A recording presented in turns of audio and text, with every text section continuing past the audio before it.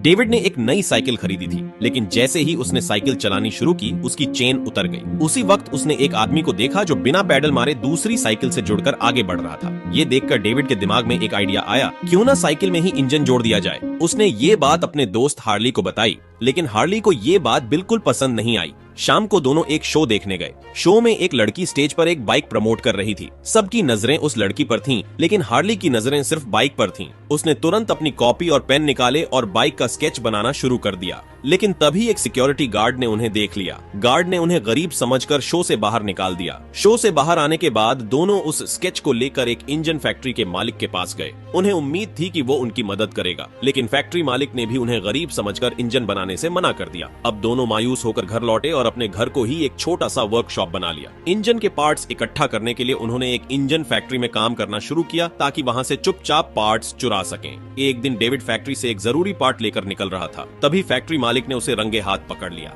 गुस्से में उसकी जमकर पिटाई की, लेकिन हैरानी की बात यह थी कि मालिक ने फिर भी उसे वो पार्ट ले जाने दिया। धीरे धीरे जब सारे जरूरी पार्ट्स इकट्ठे हो गए तो उन्होंने अपना पहला इंजन बनाया, लेकिन जैसे ही उन्होंने उसे चालू किया, इंजन जोर से धमाके के साथ फट गया।